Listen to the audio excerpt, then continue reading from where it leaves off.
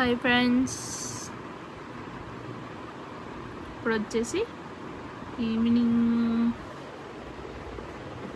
9 అవుతుంది. Evening night. So ఇప్పటికిప్పుడు plan అనమాట. పిల్లలేమో పడుకున్నారు, చిన్నదేమో నిద్రపోతుంది.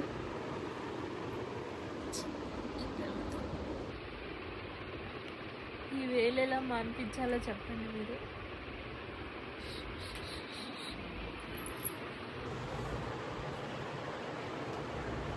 పెద్దమ్మ కూడా ఆల్మోస్ట్ నిద్రపోయే స్టేజ్లోనే ఉంది. సో ఇప్పుడు మేము సినిమాకి వెళ్ళాలని అయితే డిసైడ్ అయ్యాము. సో సినిమాకి వెళ్తున్నాము, రెడీ అవుతాం. ఓకే,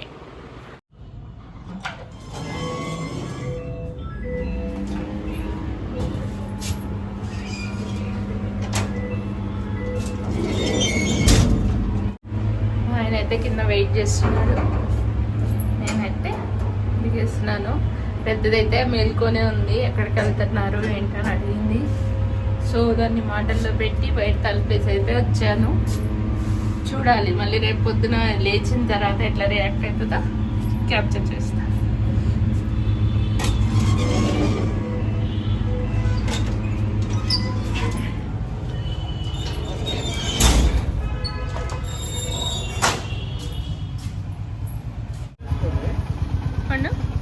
అయితే వెయిట్ చేస్తున్నాడు.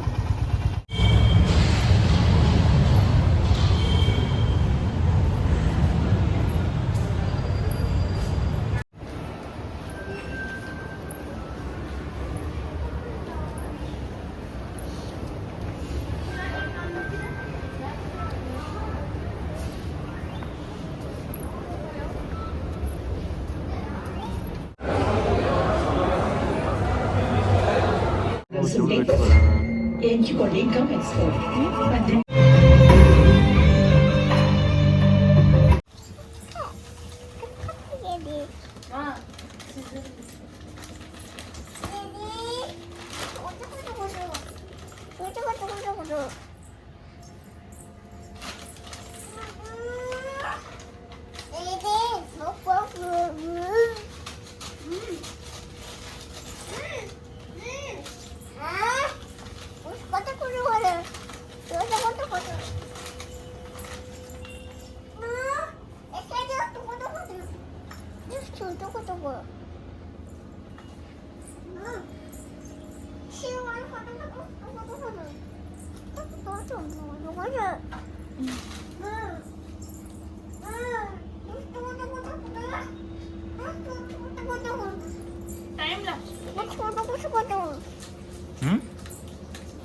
తర్వాత నువ్వు పెట్టుకో, అది కట్ చేయక.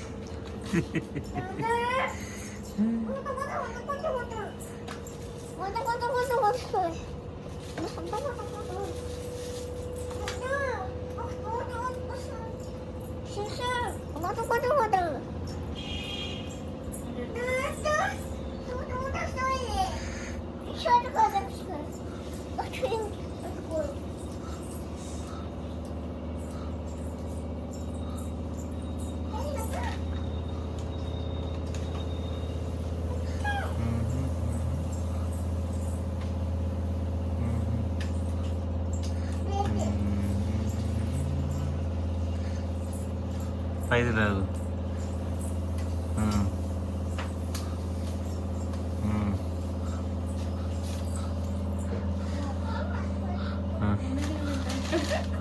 ఉంటుందా ఉండదా? అది స్టేబుల్గా ఉంటుందా?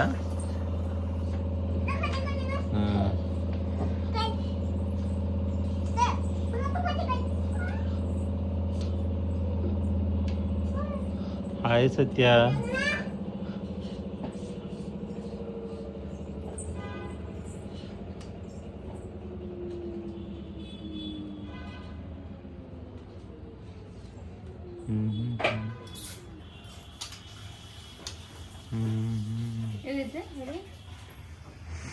ఆపేస్తున్నా.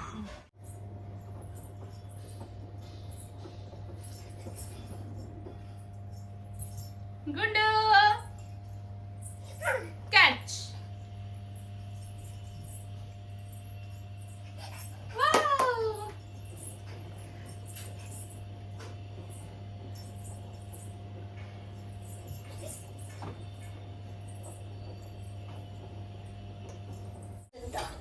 సరే హాయ్ ఫ్రెండ్స్.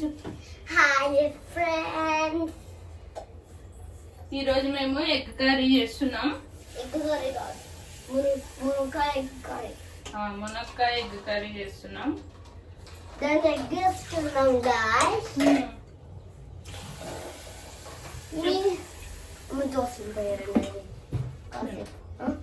తిని ఇక్కడ కూర్చోండి, ఇక్కడ కూర్చో.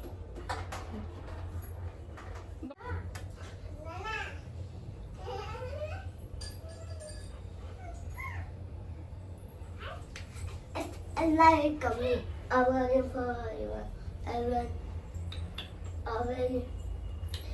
in the end of the fan. మళ్ళీ ఆన్ చేసావా? ఎందుకు రా? ఇక్కడ ఇసుక చెప్పినట్టు మునక్కాయ ఎగ్ కర్రీ అయితే చూసేద్దాం. ఫస్ట్ ఆయిల్ అయితే వేసేసుకొని దాంట్లో తాలింపు గింజలు, దాంతోపాటే పచ్చిమిర్చి, ఆనియన్ అన్నీ వేసేసుకోవాలి. కానీ ఇందులో గార్లిక్ అయితే ఎక్కువ వేసుకోండి, అది టేస్ట్ ఎన్హాన్స్ చేస్తుంది. సో అన్నీ వేగిపోయిన తర్వాత కొంచెం పసుపు వేసి, పసుపు కూడా వేగిపోయిన తర్వాత టమోటా వేయాలి. టమోటా చాలా ఎక్కువ తీసుకోవాలి. టమోటా బాగా మగ్గిపోవాలండి ఆయిల్లో. బాగా మగ్గిపోయిన తర్వాత కొంచెం కారం, కొంచెం ధనియాల పొడి వేసుకొని ఆయిల్ బయటికి రిలీజ్ అయ్యేంత వరకు అయితే ఉంచండి. దాని తర్వాత పచ్చి మునక్కాయలు ఉంటాయి కదా, అవి వేసేసుకొని ఒక 2 minutes తర్వాత మళ్ళీ ఒక 1 glass 2 glass వాటర్ అయితే పోసుకోండి. ఆ వాటర్లో మునక్కాయ అంతా బాగా ఉడకాలి. ఉడికిన తర్వాత 60% మునక్కాయ ఉడికింది అన్నప్పుడు కుదురు గుచ్చావా నువ్వు? ఇష్క దెబ్బలు పడతాయి నీకు.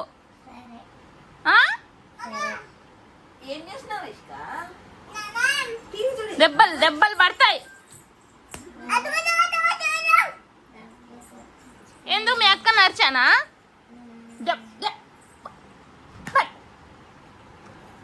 భయం లేదు అమ్మంటే. ఏమి సోముక చూడు,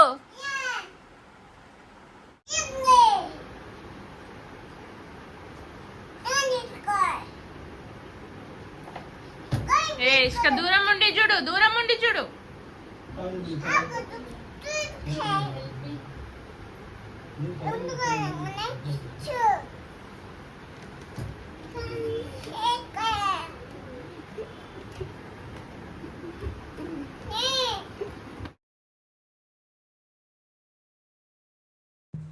చూసారు కదా, ఇక్కడ మునక్కాయ అయితే 60% 70% వరకు ఉడికిపోయిందండి. ఒక చిన్న నిమ్మకాయ సైజ్ అంత చింతపండు తీసుకొని ముందే నానబెట్టుకొని అది స్క్వీజ్ చేసుకొని మొత్తం అందులో వేసుకోవాలి. ఇందులో ఇప్పుడు సాల్ట్ చూసుకోండి, అడ్జస్ట్ చేసుకోండి. సో ఎగ్స్ కూడా బాయిల్ చేసి పెట్టుకున్నాం కదా, ఈ ఎగ్స్ అనేది ఇలా పీల్ ఆఫ్ చేసుకుంటే మునక్కాయ అనేది ఇప్పుడు హై ఫ్లేమ్లోనే ఉండాలండి. ఎందుకంటే వాటర్ వేసాం కాబట్టి. ఆల్రెడీ మునక్కాయ 60-70% ఉడికిపోయింది. అందులోనే ఈ గుడ్డు వేసేసుకోండి. కొంచెం మీకు ఎక్కువ పులుసులాగా కావాలి అనుకుంటే కొంచెం ముందే ఆపేసుకోండి. నాకైతే ఇలా అయితే సరిపోతుంది.